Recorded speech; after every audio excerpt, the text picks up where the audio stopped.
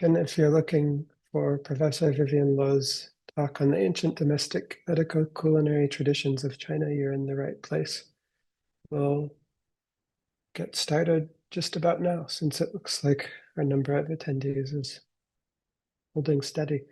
So good afternoon, everyone. My name's Philip Bloom. I'm the curator of the Chinese Garden and the director of the Center for East Asian Garden Studies here at the Huntington. It's my pleasure to welcome everyone to today's lecture by Professor Vivienne Lo.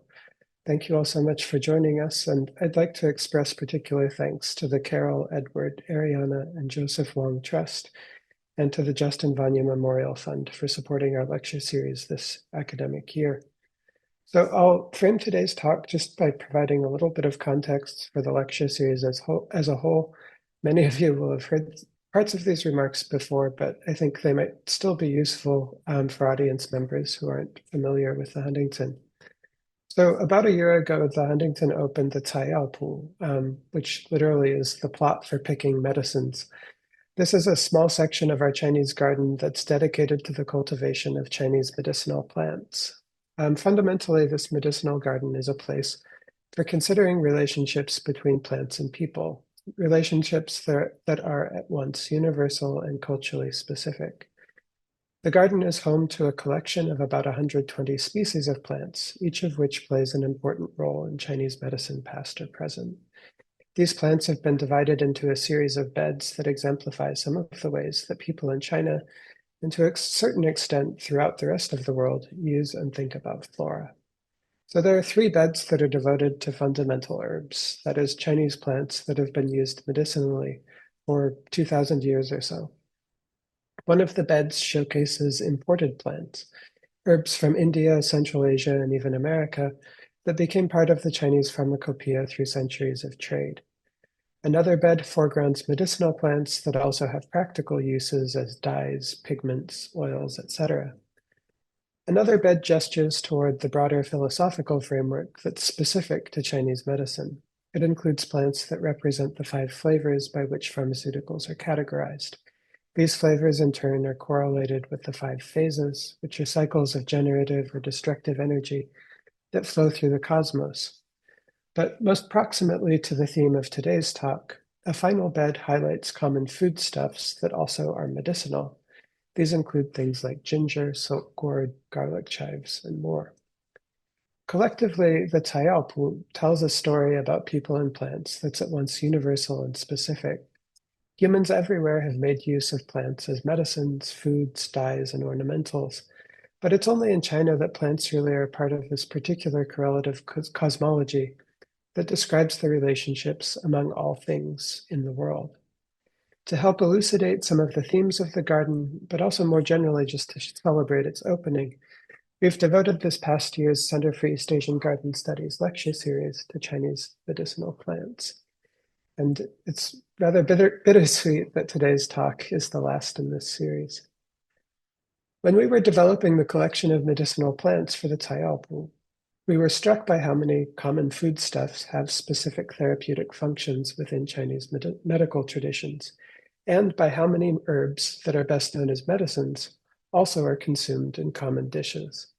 So for example, raw ginger, an ingredient in innumerable Chinese dishes, is used medicinally to treat things like cold in the stomach, to alleviate vomiting, to stop coughing, and to resolve toxicity. Licorice root, which is an ingredient in innumerable Chinese prescriptions, features occasionally in braised and stewed dishes, both as a flavoring agent and arguably as a means of augmenting the eater's qi. The very fact that Chinese herbs are categorized by flavor, as well as by their function, suggests their possible proximity to gastronomy. Given the many fascinating intersections between food and medicine, we were delighted that Professor Vivienne Lo accepted our invitation to speak in the lecture series this year. There's perhaps no one in the world who can speak more knowledgeably to these intersections from both academic and culinary perspectives. Dr. Lo is Professor Emeritus of History at University College London. Her core research concerns the social and cultural origins of acupuncture, therapeutic exercise, and food and medicine. She translates and analyzes manuscript material from early and medieval China, and she publishes on the transmission of scientific knowledge along the so-called Silk Roads. She's published widely on the visual cultures of medicine and healthcare, and her current projects include a history of nutrition in China, as well as a translation of the Qimin Yaoshu, a householder manual from early medieval China that's arguably the world's first ever cookery book. Over the past 2 decades, she's also edited several anthologies that introduce the history of Chinese medicine to students and scholars alike. These include the Routledge Handbook of Chinese Medicine, Imagining Chinese Medicine, Medieval Chinese Medicine, and more. These are all incredibly useful books, particularly the Routledge Handbook, which is available open access to everyone, anywhere with internet access.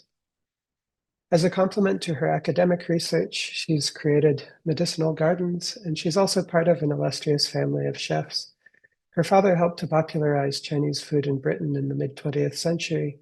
She and her sister have co-published recipe books, and she herself is famous among academics for her dinner parties.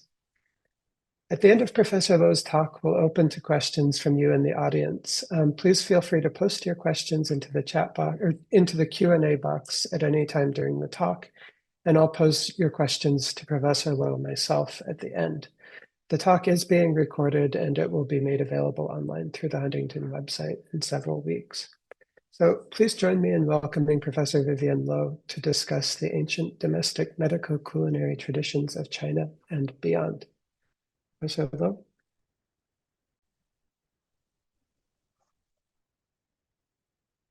Thank you so much for that wonderful introduction. I'm not sure that I deserve it, but I'm delighted to be able to speak to you today at the Center for East Asian Garden Studies at the Huntington Library, and thank Philip very much for the invitation and for that nice introduction. I'm talking to you from Southwest France, and I only lament that I can't be sitting in the garden with you, and it's very late at night, so you'll forgive me if I'm a bit dozy.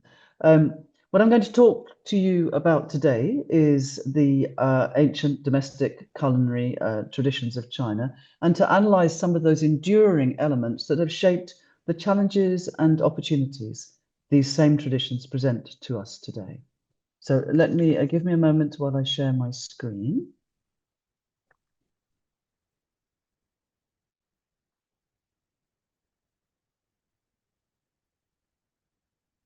Oh, okay, here we go. I hope you can all see that. And okay, oops, what's happening there? Okay. So in the famous cookery writers Yuan Mei's famous cookbook, he tells us about the synesthetic experience of flavor and how one must protect the essence of food. So what is the essence of food? What he says here, oh, it's not, okay, here we are, it's fine.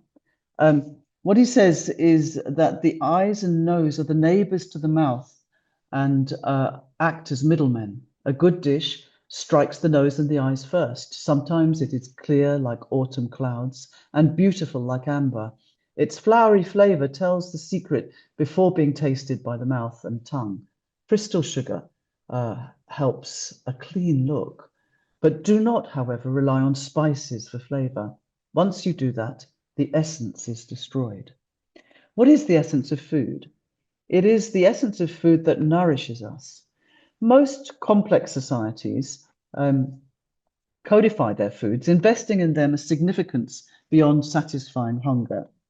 Culinary technology in China, through the manipulation of the potencies attributed to flavor, links to a history of nutritional ideas that begins in pre-imperial times, 2,000 years ago, and has echoes today in everyday life for over 1 billion people, and many more if we're to count those Chinese living overseas in what we might call the Sinosphere, where Chinese languages are used in communities all over the world.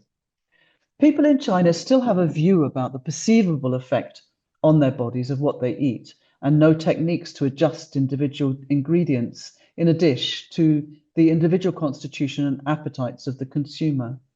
They think about their food in unique ways. How and when did this knowledge come about? What assumptions informed these collective Chinese practices? Ancient ideas remain relevant for people interested in both Chinese cuisine and medicine, and among those who care about the relationship between local and global attitudes to health and patterns of consumption. China is at a critical moment when global cultures are changing traditional patterns of healthcare, often for the worse. Nevertheless, at home and abroad, the older generation still keeps traditional food cultures alive, and those cultures can have a really positive effect on their health, more effective than any of our English public health directives about eating 5 a day. Elderly Chinese care about their food. They eat small amounts of meat and lots of vegetables, except at festivals. They know their greens. That's good for them and the environment. Many also practice forms of Buddhist vegetarianism. They pay attention to seasonal eating, eat local produce, and talk endlessly about the nutritional qualities of ingredients and their mutual interactions according to ancient precepts. They share their food, spend a lot of time shopping, eating, and cooking, keeping trim, and showing their caring through pride in and knowledge of their traditional foodways. Those modern foodways link to a 2 millennium history of nutritional ideas. Like the ancient Greeks, Chinese designed foods that were deemed suitable for various states of imbalance according to a system of food potencies and flavors. They assigned qualities to food such as heating, cooling, and the power of food to support the functions of different organs. Where China differs from Europe is that so many of those ancient ideas and practices survive in popular culture. Why is that? Perhaps because medical culture was never limited to curing illness. The potential for foodstuffs to fortify and stimulate the body was well known in ancient China. Food and drugs were an integral part of regimen aimed at making you feel better, at longevity, and sometimes even immortality. And this became or becomes a critical factor when we come to think about, for example, modern legislation concerned with food supplements, a topic we'll return to. The most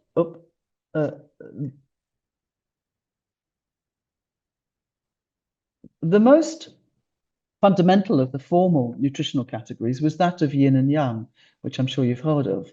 But at that time, they ordered the world in terms of complementary opposition. But before these ideas became part of a system of medical and nutritional practice, they were codified in imperial ritual. Behavior throughout the year was, in theory, structured to the yin and yang cycles. Consider the way in which a civilized gentleman was advised to deport himself, as advised in the Lu Shi Chenqiu in the spring and autumn annals of Master Lu, a ritual encyclopedia compiled in 239 BCE by Lu Buwei, one of the key advisors to and sponsors of the first emperor of China. And here we find that gentleman fasting and observing vigils, maintaining a sparse diet and refraining from music and sex, and avoiding piquant condiments. He settles himself. This passage is concerned with imperial practices to calm and quieten the body in order to align the body to the cosmic cycles operating at the onset of yin, the coolest, most inactive part of the year in winter. This was the time when one's behavior should follow the spirit of the season and be most conservative. Yet with the prohibition of pleasure and indulgence, there was also a strong moral censure at work. No doubt new disparities of wealth in early imperial times were in part responsible for the censure of excessive behavior. A moral caution to the rich and greedy as much as an empirical observation that eating to excess was a rapid route to ill health. However, by Han times in the 2nd century BCE, there was clearly an awareness of how overeating could damage one's health. In the earliest surviving manuscript devoted to a form of acupuncture, we find a link between made between certain types of pain, overeating, overweight, and diseases of the blockage of blood flow, resulting in an urgent attack on the heart. If left untreated, the sound of crying would be heard. That is, the condition of eating too much and not exercising would lead to sudden death. It sounds rather modern. And here we have an image from some of the things that were found in that rather wealthy tomb. So the prohibition against excess also played out in an enduring tension between eating the most simple of foods, such as different forms of zhou, that's a kind of congee style, and being able to celebrate the power and potency of eating all the flavors of the world.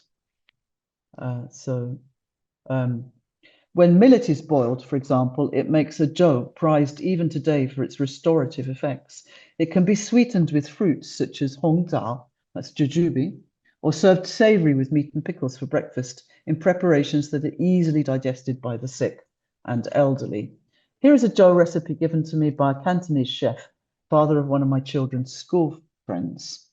It involves dried scallop and glutinous rice, a little bit of lean pork, and peanut oil, salt, and water.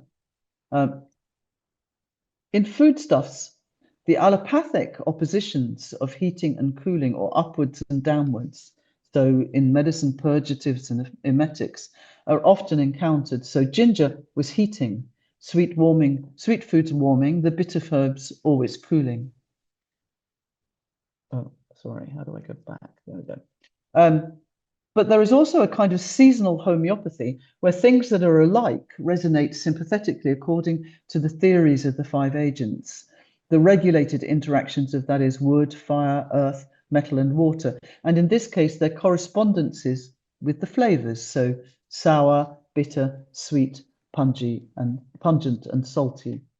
Recommendations therefore existed to eat foods that supported the season. So here we have something from the Yinshan Dongyao, a Mongol dietary. And it says, thus in spring, liver qi and the acid or sour flavor predominate. So one should eat those foods from those categories and less of others. A treatise from the late warring states called Zhouli, the Rites of Zhou, purports, albeit anachronistically, to record the bureaucracy serving the imperial court of the Zhou kings. It describes an idealized staff, all involved in handling of the food of the sovereign, including dietetic physicians. Each substance was not only attributed yin or yang qualities, but it also had a way, that is the flavor, or how I like to translate the medical sapor, that corresponded to one of the five agents. So wood to sour, fire to bitter, earth to sweet, metal to pungent, and water to putrid. This correlative cosmology formed the basis of Chinese nutritional science. So you see here in the springtime, one should use the warmth of springtime as an example when one eats. And the heat of summer should be taken into account when you're serving soups. So here in the earliest extant manual of therapeutic exercise, this is my translation of it, which is also online and freely available on the Needham Research Institute website.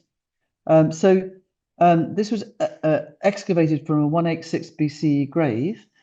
Here there are also recommendations about seasonal deportment. And here at harvest time, one should bathe and wash the hair frequently.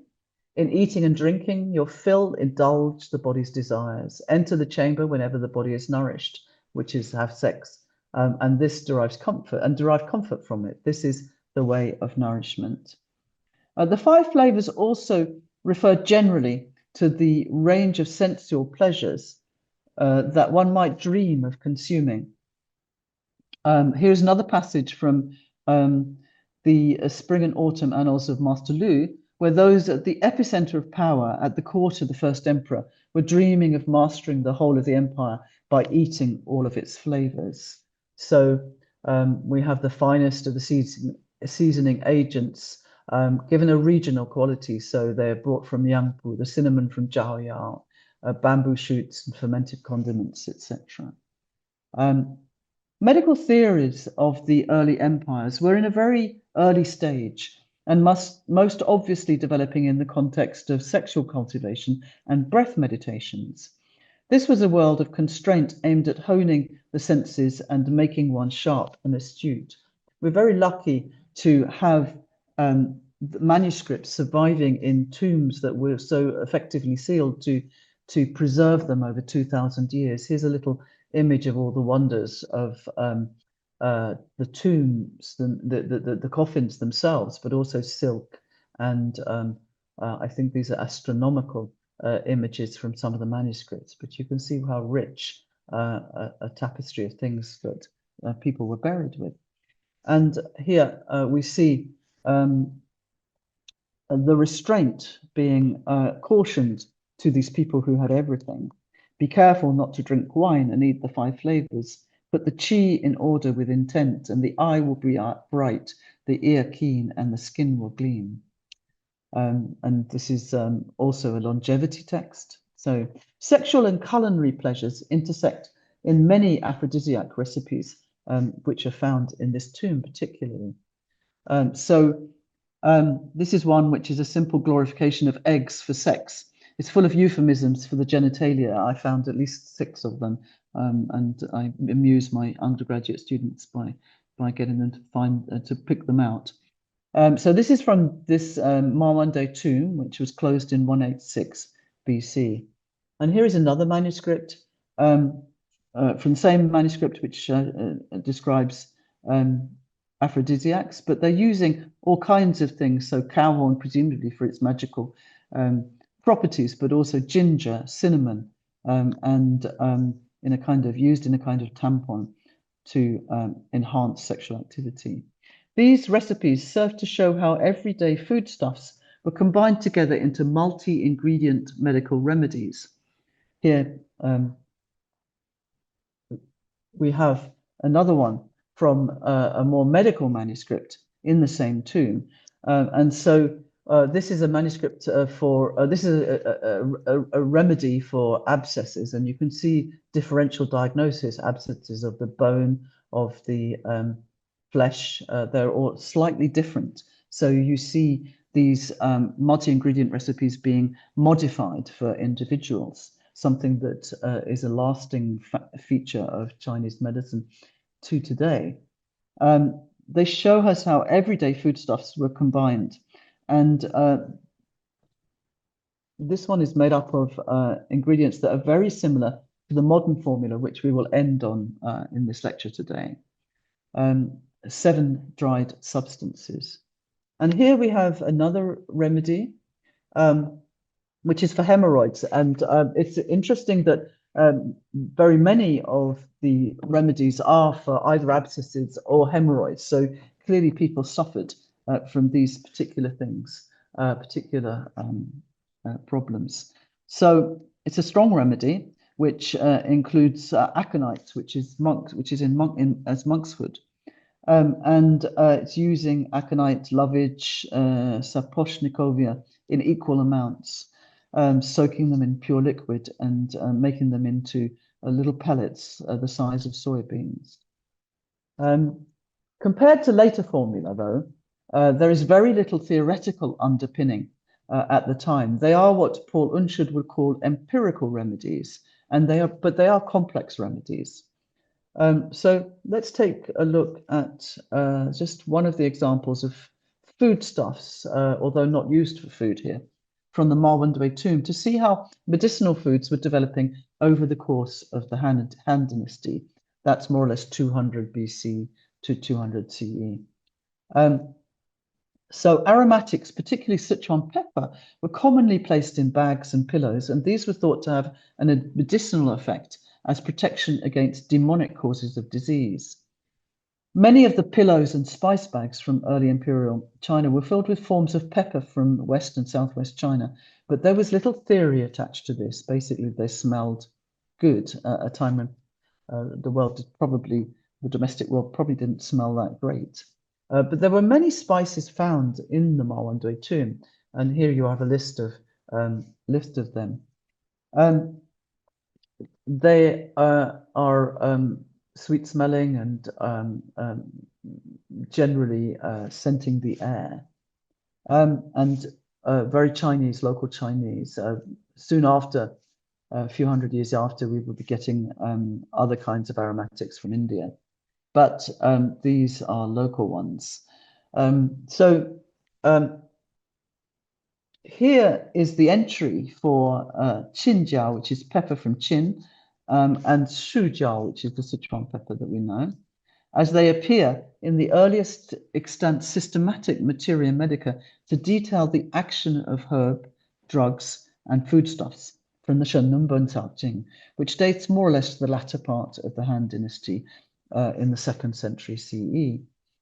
Qinjiao and Sujiao are similar peppercorns growing in two slightly different areas, so their nomenclature would suggest.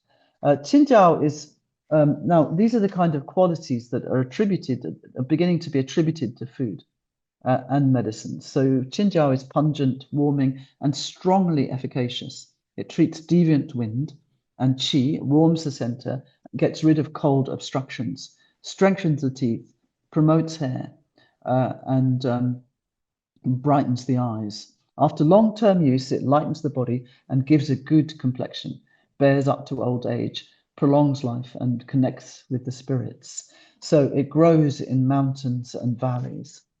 So this is the kind of thing is the kind of theory that begins to attach themselves to individual substances.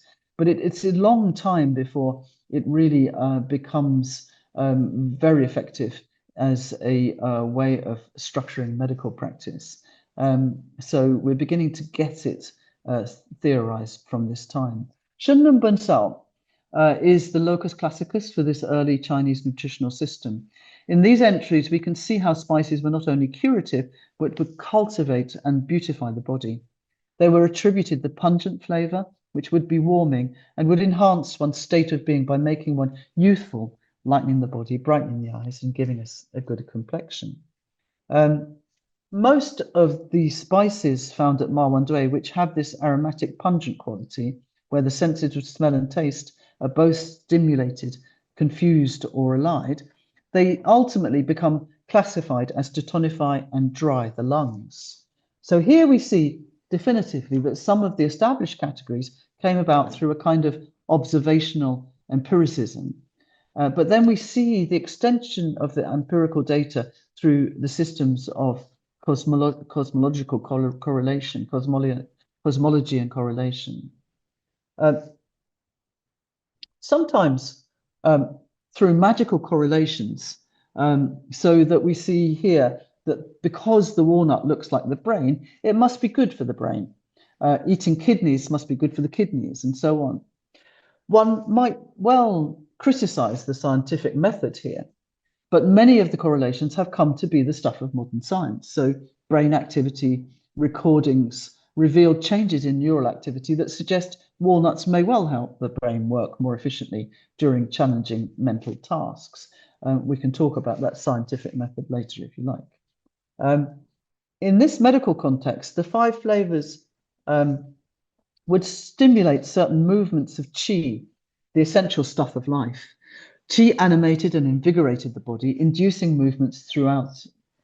The 5 flavors would affect the organ and channel systems and treat specific symptoms of illness. In this way, the right foods would make a person astute, healthy, and effective. Sweet, for example, was thought slightly yang in nature and promoted an upward and outward movement. It entered the stomach and spleen channels, making you feel more stable and earthed, if you like. Mildly sweet foods such as grains, nuts, fruits, and many vegetables should form the main bulk of any diet. Stronger, sweeter flavors have a very warming and nourishing effect, but should be avoided by people with signs of damp. Salt, in contrast, moistened the body, while sour gathered and contracted, cleansing the body and moving the blood. Salt entered the kidneys and sour the liver. Bitter was the most yin of flavors. It caused contraction and made qi descend and move inward, reducing fever and calming agitation. It was also drying and therefore good for dampness. Bitter entered the heart, clearing heat and calming the spirit. In practice, these flavors had to be balanced, and this was achieved in different ways. But most fundamentally, sweet foods related to the agency of earth, and they were used to achieve that balance. This is attested in many dietary works. Medical advice from the medieval period advised beginning with this gentler dietary therapy. Sun Simiao, in the 6th and 7th century, famously likened the use of drugs to the violent effects of soldiers. The best doctors diagnosed and treated the body with dietary advice before illness manifested, so preventively, and paid careful attention to the tradition of food combinations and prohibitions. So elsewhere, we find Sun Simiao talking about the essence of the food, which we started with, being damaged by combinations of the wrong flavors. If the different foods are incompatible, the essence will be damaged. The physical form receives the saper in the order to achieve completion. To Sun, the essence of food was exactly that of the 5 flavors and their ability to change the physiology of the body. There were therefore prohibitions about flavor combinations that stemmed from the interactions between 5 agents: wood, fire, earth, metal, and water. So there are many reasons for these prohibitions, and they're very complex and survive to this day, and a subject of much debate between generations in China. But to see how these theories matured, let's look at a dietetic herbal in 4 volumes dating to the Ming period. So that's the 14th to the 17th century. Oh, sorry, this is Sun Simiao's statement about different foods being compatible or not. But now to, so this is the Shu Ben San. The identity of this author and the artist is unknown, but it contains entries on over 300 medicinal substances and is illustrated by almost 500 paintings in color, very lavish. This illustration depicts the collection of flower water, hua shui, raindrops and dew obtained from flowers. The text states that flowing water is neutral in thermostatic character and non-poisonous. It is effective in quenching thirst. For long journeys where water is unavailable, one should prepare pellets of flower water and bitter gourd and betel. And if one eats these, one will never suffer thirst. Here's another one from the same text, and it's an illustration of granulated sugar, sha tang. It's a synonym for cane, zhe which is cane sugar. The illustration shows a man manufacturing granulated sugar, and behind him is a press for extracting sugarcane juice. The text states granulated sugar is sweet in saper, cold in thermostatic character, and non-poisonous. It's very cooling. It has the medicinal properties of clearing heat from the heart, lungs, and large intestine, regulating the center and assisting the spleen, killing parasites, alleviating alcoholic poisoning, etc. It should not be taken in large quantities because eaten to excess, sugar damages the teeth and causes malnutrition symptoms, harming the muscles. It's interesting that not all the theory was consistent. So sometimes here we're saying it's clearing heat, but we can talk about that as well later. These paintings also illustrate mulberry liquor and Chinese wolfberry, that's goji berry, which you can find in every supermarket these days. The text says mulberry liquor tonifies the 5 viscera and increases the acuity of the ears and eyes. That's a trope that keeps coming back.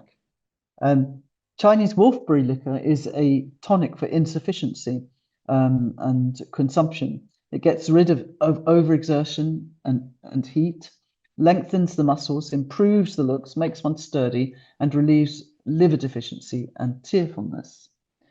There are lavishly illustrated materia medica, many of them, and here is the Chengzhou lily from Lu Wentai's Bensao Pinhui Yao, Pinhui Jingyao. translated as materia medica, containing essential and important material arranged in systematic order. Lily root is said to lubricate the lungs and suppress coughing, clearing the heart of fire and tranquilizing the mind. Nowadays, one can pick up shrink-wrapped packs of goji berries to strengthen blood and yin, jujube and chrysanthemum tea in practically every cosmopolitan city of the world. It isn't legal to print the modern version of the traditional claim on the packaging, well, in the UK anyway, but outside of the Chinese cultural context, we buy and consume these products amid a growing and often baffling network of nutritional advice from family, friends, advertising, and multimedia in this information-soaked world. Exacerbating the problem of Chinese medicine going global is the current fashion for super or power foods that come with the promise of increased vitality, sexual vigor, youth, and longevity. Many of these claim an evidence base in modern nutritional science. Chinese green tea is advertised as rich in antioxidants, good for combating cancer, garlic prevents bacterial infections, and so on. And epimedium, yin-yang huo, aka horny goat's weed, contains sidneval, the same active ingredient as Viagra. There are certainly grains of truth in these characterizations, but many of the power foods like goji berry enjoy a very short celebrity status. The global market for superfoods is nothing if not faddish, and the aphrodisiac market for aging Asian men is reprehensible. Over the past 20 years, there has been a vogue for medicinal foods served as haute cuisine, where people celebrate their culinary cultures in restaurants. I think there are not so many of these lavish restaurants as there used to be 10 years ago. But these are photographs I took from the menu in one of the most famous in Sichuan, in Chengdu. So let's just have a quick look at that. This is, it's difficult to read, but refreshing vital energy. And this one is wild goose, which is good for eliminating wind damp. So you see they print the putative medicinal effects on the menu. And here, lemon aloe for beauty, and duck web with mushrooms to benefit the stomach. And here we have, of course, cordyceps, which is good for everything, apparently. And many recommendations concern pregnancy. This is from the Yinchangzhongyao, the Mongolian dietary. If you eat fish soup, for example, the child will blow bubbles. If you look at a hare, the child will be born with a split lip, and steamed carp increases the flow of breast milk. So here is the Mongolian dietary, which shows the court lady looking at the right things. You have to surround yourself with the right things. There are definitely modern resonances with this kind of thing. You know, people who play their children Mozart and other music to create a refined baby. So it's not without its modern counterparts. In general, religious precepts demanded restraint with the distinct moral overtone aimed at the leisure classes. Too much strong meat, spice, oil, and fat would create excess heat. Garlic or ginger on the breath will attract the ghosts who will want to come and kiss your lips. So are all these myriad dietary prohibitions and recommendations the stuff of old wives' tales? Are they the vestiges of vanishing and irrational past? To the modern eye, Chinese dietary traditions might seem overburdened with a history of ritual, religion, sexual law, and magic. To me, there are many truths to be found within that history, and whether those truths are precedents for modern science, as Joseph Needham and H.T. Huang would have argued, Chinese diet did include remedies for beriberi, goitre, night blindness, and rickets, linking symptoms and remedy. But Chinese dietary law is not so much a fixed set of beliefs, but a mobile set of shared social practices within which ordinary people can claim a certain expertise and simultaneously consolidate individual and community identities. It allows people to take control of their health without recourse to any higher authority. In the immortal words of Jia Cixie's Qiminyao Shu, Every Man's Essential Arts, a 6th century medieval householder and agriculturalist, when speaking about the complex history of prohibitions, he says, it suffices to know the great principles without need to follow them, meandering in their smallest details. So one can sort of pick and choose from these prohibitions. It's a wise comment from which reveals strategies for negotiating the many culinary precepts. The 6th century expert left us some 200 recipes from his large estate, which I'm working my way through with a translation by Donald Harper. So his eight blend relish, however, was a relish to go with sashimi, raw fish mincemeat, and he was keen to avoid the antipathies between foods. All the flavors are represented here, and although we see him taking great care to use sweet flavors in the form of chestnuts and rice to keep the balance, particularly in contrast to the bitter and peppery flavors from too much raw garlic and the aromatic of ginger and tangerine, just as in the joey we saw before. The cook, according to Plato, was primarily concerned with the momentary pleasurable experience of food, and the physician with the health outcomes of eating. In this respect, Jia Cixie was more a cook and less a physician. The text on this eight blend relish tells us a lot about the culinary equipment, which included 4 feet long pestles, because he prepares a great deal at any one time. And he shows a concern to remove the unpalatable peppery taste and the bitterness of fresh ginger by adding salted moon plums and the sweet chestnuts and rice. This is basically a way of blending flavors to achieve a satisfying gastronomic outcome. It's aesthetic. I'm currently robbing people's gardens all around Europe to dry and pickle and eat magnolia in salad, magnolia petals, because he uses magnolia.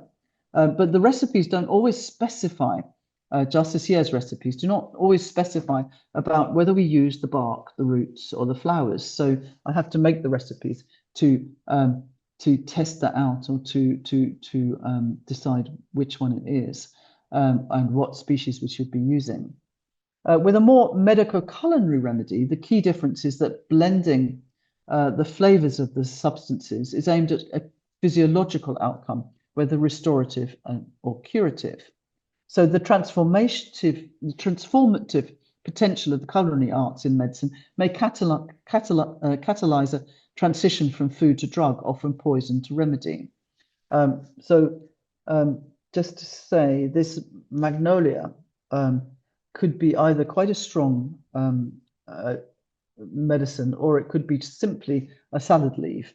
So here, that was my collection from Geneva, and this one from where were we? Zurich, because that's where my granddaughter lives, and we made salad with it. Now, the salad of Magnolia liliflora is to be eaten straight off the tree or in the salads here, and is particularly culinary. It is said to help the lungs and breathing, but it's not particularly medical. And here we have the root, which is much more medicinal in its potency. Again, for lungs, for vomiting, for sort of asthmatic type symptoms, etc. There is none so particular as the case of rhubarb, where, of course, we are very familiar with eating the stems of rhubarb, but the dried root had to be boiled first to get away the poison in it, and it was used both in medieval Europe and in China, mainly as a laxative, a very powerful medicine.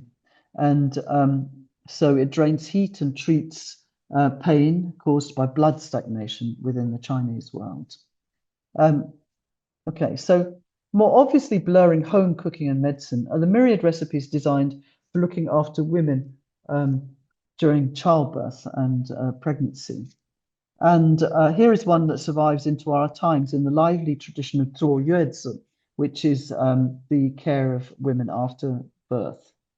This is a postpartum remedy using Chinese angelica. It's thought to move the blood, improve circulation in the lower abdomen, and generally be rather warming and restorative. But one must be very careful if the new mother is in any danger of hemorrhage, because it promotes bleeding, or moving the blood, not bleeding. So here we see the history of the food medicine continuum and the ways in which individual substances crossed cultural and taxonomic boundaries in different ways and at different times. Thus, rhubarb root is always prescribed by a professional, but household cooks regularly use Chinese angelica, dangui, which one can easily buy at a Chinese supermarket. So, for the purposes of this lecture, I would like to end on a note of the challenges and advantages to the future of Chinese medicine presented by this medico-culinary history of cooking to influence the physiology of the body. Let's use Xiaoyaoshan, the free and easy wanderer pills, as an example, since it's currently one of the most widely used Chinese herbal remedies globally. This formula was first recorded in 1151 CE in the Taiping Weimin He Jiju Fang, compiled under the Song dynasty. It's their first official set of medicinal standards in history. A related formula is available in Europe and was registered in 2020 as a food supplement under EU food regulations. It's a good example of the changing perceptions of risk in relation to the need of regulation or not. I self-prescribed it myself 30 years ago for premenstrual tension, which is no longer an issue for me. But I have also observed other people using it for anxiety since then, for gynecological reasons also, but also latterly in use in treating psychosis and mental health problems. The name, the Free and Easy Wanderer, charmingly evokes a lifestyle of non-conformity and the search for freedom and escape from the drudgery of life and social responsibilities, as promoted by Zhuangzi and Warring States work adopted by Taoists later. There is no question that the formula is a mood enhancer, in Chinese terms, soothing and regulating the liver. This is, I think I've got the formula here. And it includes 6 to 8 herbal ingredients, some of which, ginger, licorice, and mint, would have been tangentially concerned with making the decoction, rather than the pill nowadays, palatable, aesthetically pleasing, but which also had a medicinal role, either as excipient, a vehicle for taking the effective ingredient to a particular place, an organ perhaps, or as active ingredient, or both. And so these are the ingredients. These formula can be enhanced with other herbs or custom built for individual patients, which must make it which makes it very difficult to bring to clinical trial as a medicine because of the changing formula. The well-known efficacy of Xiaoyaoshan points to its psychoactivity, but its contemporary categorization as a foodstuff means that it avoids the moral discourses and legal discourses that come to bear on the category of drug. But what makes this formula a food supplement and not a pleasure drug, for example? Is it the levels of perceived potency? Is it the strength of the formula which makes it safe to use, or the lack of any negative side effects that we know of? That it isn't addictive like many antidepressants, for example. How does it compare to rhubarb, marijuana, cat or cocoa leaf, snake root, coltsfoot, and even peanuts, to name but a few foodstuffs or household remedies that have been legislated against in some cultures, but in others are household remedies or simply foods? Xiaoyaoshan begs the question of who owns our health. Clearly, many foodstuffs impacted on the physiology of the body in ways evident to the householder, warming and cooling, affecting the organs in different ways, tonifying the kidneys. Perhaps the culinary approach is, as Sun Miao argued 1500 years ago, means that one does not overdose the body. There have been key moments in the shaping of EU regulations on herbs when legislation was made which impacted on access to these formula. The EU regulation Arrêt Royal 1997 classified those plants that can be used as food and those that cannot. In 2020, Xiaoyawan was made a food supplement according in Europe to the definition that any food, the purpose of which is to supplement the normal diet and which is a concentrated source of a vitamin or mineral or other substance with a nutritional or physiological effect alone or in combination and is sold in dose form. So a wide range of nutrients and other ingredients might be present in food supplements. These include, oh no, we're back again. These include vitamins, minerals, amino acids, essential fatty acids, fiber, various plants and herbal extracts.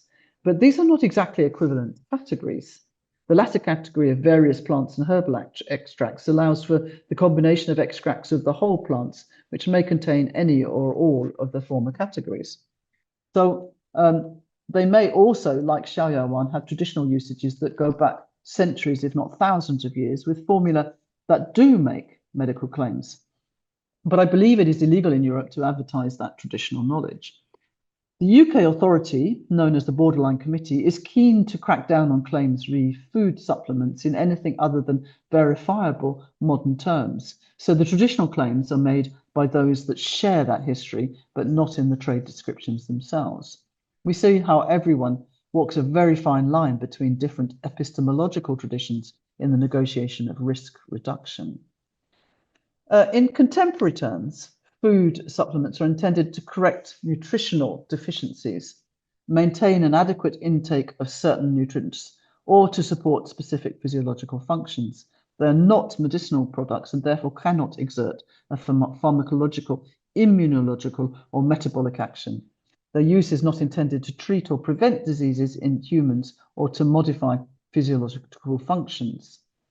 However, the definition of supporting rather than modifying physiological functions seems to turn on a hair, or so I think. But then, if the specific action of the food or drug hasn't been determined in contemporary physiological terms, then how would one know anyway whether a substance was supporting or modifying the physiology? Thus, the medical foods that were the ground upon which Chinese nutritional practice emerged in the late Han period were reinvented in medieval times as medical formula and are now legitimately recast as nutritional supplements against the background of complex interlocking legal frameworks. There are ways through this maze where one can protect and nurture traditional knowledge, but it requires research, intelligence, initiative, negotiation, and collaboration. Thank you for listening to me. I guess you may have some questions here. Let me stop my share and I'm back with you. Great. Thank you so much, Professor Lo. That was fascinating. We already do have several questions. And the first is kind of a big one. What do you consider to be the most misunderstood aspect of classical Chinese medicine in the West? Whoa, most misunderstood Wow. aspect of classical Chinese medicine in the Western world. Well, it's strange, really. So, what makes a medicine Chinese? That's really difficult to say in the modern world. So, what is misunderstood? I suppose the old thing that it's all about magic and it's nothing about modern science. But there are so many traditional medicines that's still there within the European medicine. So modern medicine is based on many traditional medicines. Aspirin being a case in point. And aspirin has only fairly relatively recently been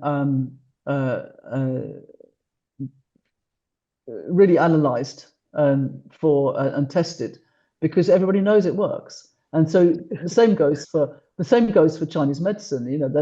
Everybody knows it works. There are people everywhere who take for urine infections. What is it called? In Sichuan, it's called the Jinqian Cao. And everybody knows it works, and it seems to not have any problems associated with it. So I suppose the divisions between Western medicine and Chinese medicine are very fragile, I would say. And there are, the other thing is that we talk about these kind of decoctions, multi-ingredient soups, but there are also as many single ingredients that have claims to medical effect. And those are the ones that would be well suited to modern trials because they claim to have universal effects on particular symptoms. So there's every kind of medicine in ancient China. And I think that it's important to acknowledge that Chinese medicine is a broad church and it contains elements and procedures of modern scientific medicine from way back. I hope that answers the question. Yeah, that's wonderful. Thank you. But There's do a I test question. sorry. Yes, sorry, go on. Ask the question. I just read it. Yeah, there's a question that kind of dovetails with that quite nicely, which is, do you think AI could be a support to accelerate clinical trials for Chinese medicinal substances? Oh, um, Since you mentioned the possibility of testing individual medicines to determine their possible biomedical efficacy. I Any don't know thoughts how about AI? AI would be a support. I haven't really thought about that, and I'd like to ask Vivienne Chan, who seems to be the questioner, what she thinks, because um, to be honest, I'm pretty new to AI, and would love to hear more about that from the. So I don't know. Can we speak to the audience? Unfortunately, no, but hopefully she can type a further Oh yes, comment. let's hear from you in the chat. That would be great. Uh, uh, make some suggestions and I'll respond to them. Thank you. So let's go to another kind of broad philosophical question. Could you say something more about the importance of fives, five flavors, five temperatures, five phases? There could have been two or 10 or any other number. Do we know how and why five became such an important number in classical cosmology? Yeah, why? That's a really important and complex question because one would think there are four seasons, and the fifth one is a bit of an interpolation. It became very important around imperial times. Five is the number of empire, basically, and why did that happen? Um, there are many thoughts of it, and one of my PhD students has written a fair amount about it. But essentially, the fifth is the Earth. It's late summer, and it was cast as the center of the world.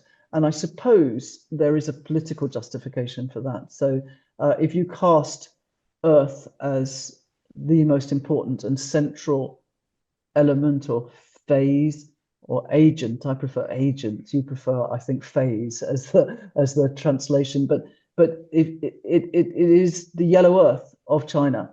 It is the center of the world, and it justifies the imperial process. And so what you see is five taking over from four, which is the more natural seasonal divisions, around the time of the unification of empire. And it is consistent with the imperial ritual. So the five becomes more and more um, just embedded within imperial ritual. So you see the emperors wearing yellow silk robes, particularly in late imperial China. And so there's a political motivation around the five, I would say, is my short answer. Oh, that's fascinating. Thank you. That's really helpful. And another question, what's your understanding of uh, regional cuisines, for example, Southern versus Northern or Mongolian versus Persian, being developed to address particular historical or social, regional, climatic needs? And is there anything in particular you'd recommend for reading about this? My new book. which is still Great. I've been working on it for 20 years and still not finished it, so I wouldn't actually hold your breath. So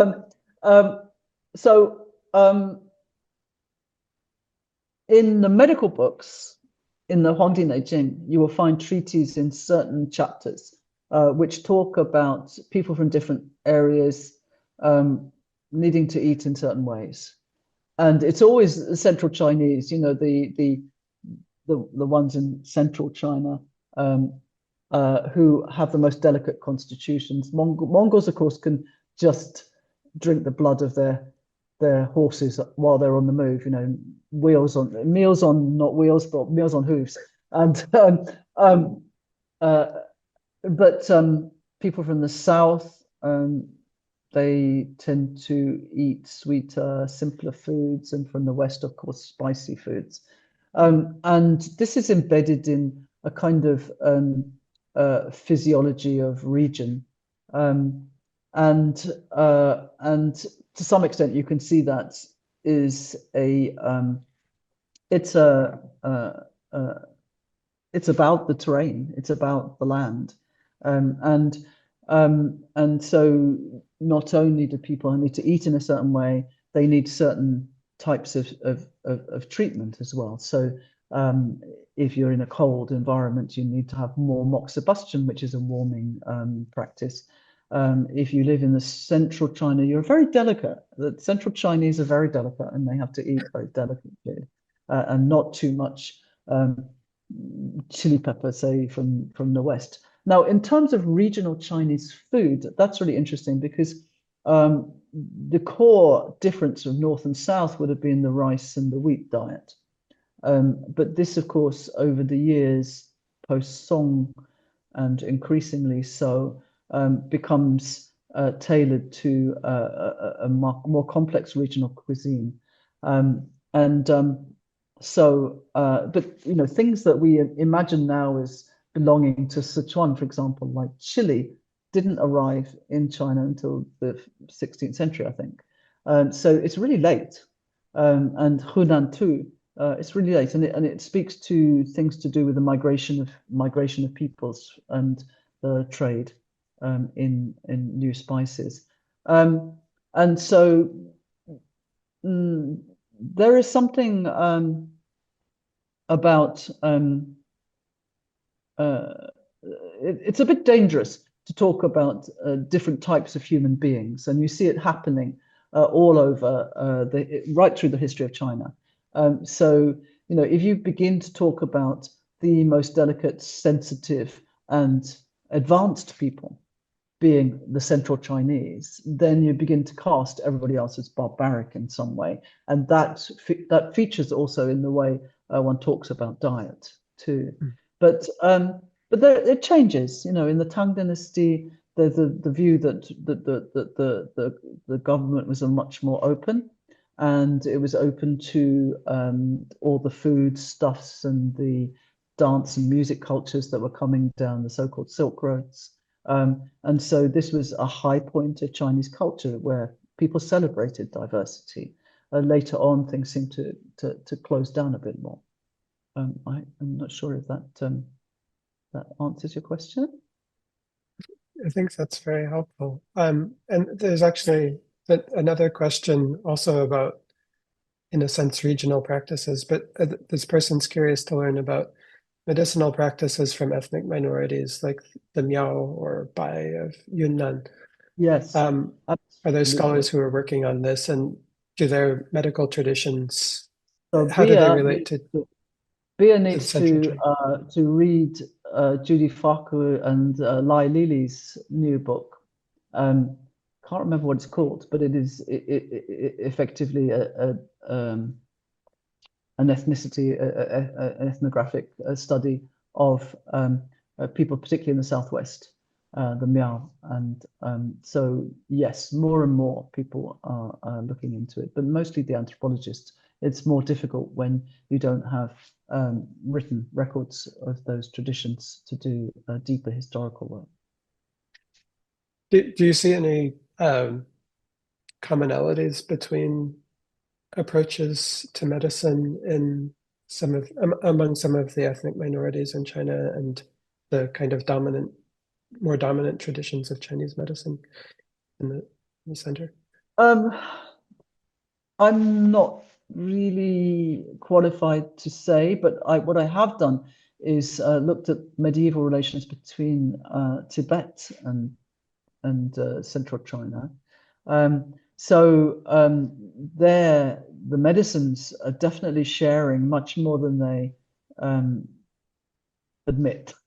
And so the cosmologies, particularly in the calendars, calendrical cycles, with which one would pick plants, but also imagine the circulation of essences within the body on a lunar cycle or on a solar cycle, are definitely shared.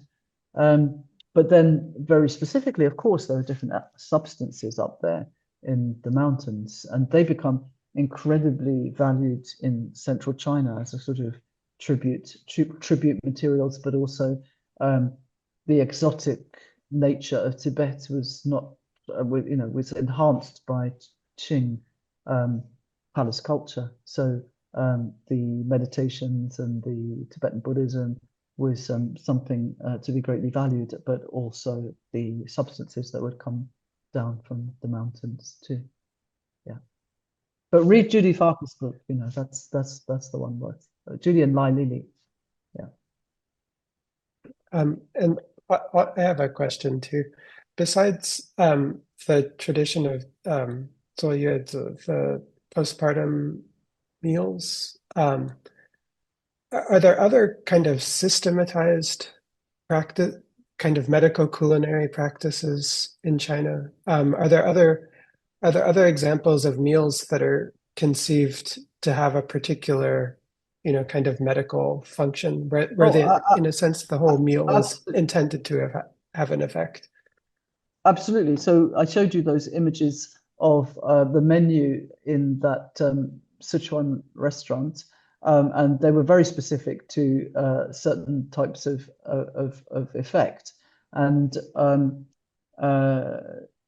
but more yes, the more universal thing. So it definitely says this food is good for that, and it's a universal, not one tailored to your own personal deficiencies. So sure, many remedies in food remedies.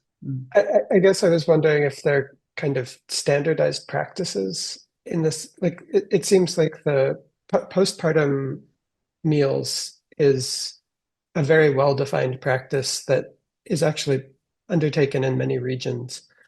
Well, I think and I was for elderly people, there are okay. similar kinds of recommendations. So elderly people typically have weak digestions and so need to be eating more porridge than the rest of us, and everything needs to be ground up and sloppy. But then let me think. Uh, Children too, pediatrics would definitely have uh, often decreasing heat for children, so not wanting to heat their bodies too much. Yeah. Great, thank you.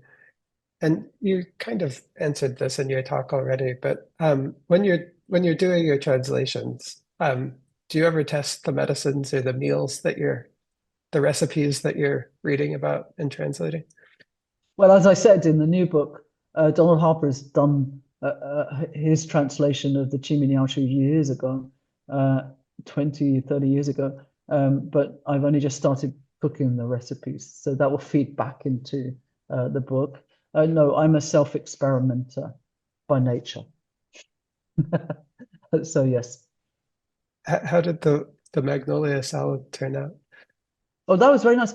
People always say that magnolia is like ginger, but I don't think it's like ginger at all. It has that sort of perfume flavor, which is the Hmm. top note, but there's a lingering bottom note, which is pretty bitter. So it's a multifaceted. Now, ginger it's not so distinct to me that it has the two different flavors, two different registers. It's quite hot and spicy at the same time. But with the magnolia, definitely you get the first hit of fragrance on your palate, not necessarily through your nose, but mostly on your palate, and then you get the bitter, which hits you in another place in the mouth. I'm always interested in where these things hit you in your mouth, because I think that's part of the nature of the empirical observation. Yeah. Yeah. Perfect. Well, thank you so much for spending the late evening with us and for sharing It's night now. It's night. your many insights and for your generous responses to all Yeah. of our questions. This, as I said, is the last lecture in the series this academic year. We'll return again in the fall. So please do keep a lookout for our upcoming lecture announcements, which should come out in the late summer. And we'll hope to see many of you again, either online or in person at the Huntington in September. So again, thank you so much, Professor Lo. It was really a pleasure to learn from you today. Thank you very much for inviting me, and goodbye to everybody, and thank you for listening.